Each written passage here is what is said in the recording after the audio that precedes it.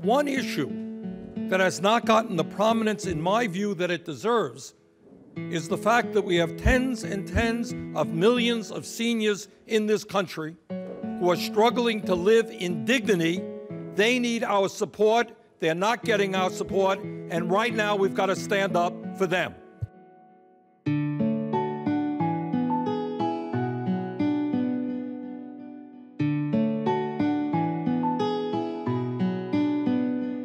Unfortunately for millions of seniors, getting older puts them at risk of living in poverty, experiencing hunger and declining health.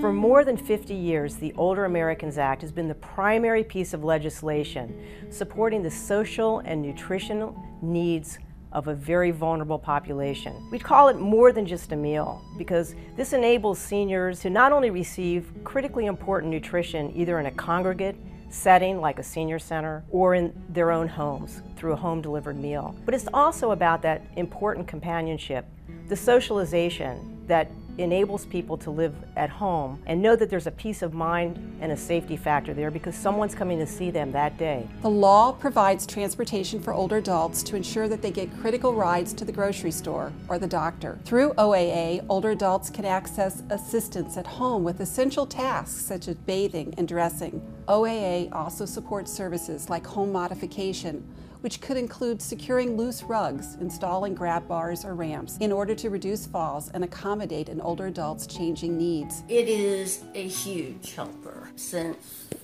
falling and breaking my hip, I cannot get out to the grocery store.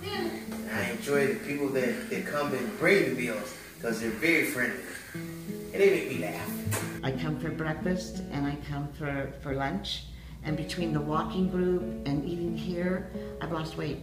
The meals are nutritious. It's given me a variety that I can't do on my own, and I feel healthier. It's wonderful.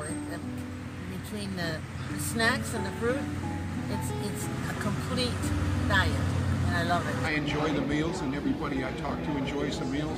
And unfortunately, there's some people here that wouldn't have a meal if it weren't for this place. Just knowing that the meal is there, all I need to do is put it in the microwave, and I'm set.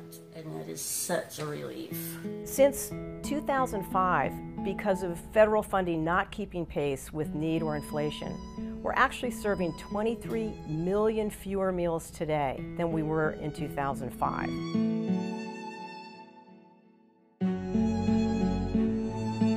Today, 1 in 4 Meals on Wheels programs report that they have mounting waiting lists. This isn't a problem that we can address. We need to boost funding for Older Americans Act programs like senior nutrition programs, because not only are they the right thing to do, but they actually save taxpayer dollars and reduce our healthcare expenses. Older Americans Act services can delay or eliminate the need for incredibly expensive and often unwanted institutionalization in nursing homes, skilled nursing facilities, or hospitals, which is often paid for by taxpayers through Medicaid and Medicare.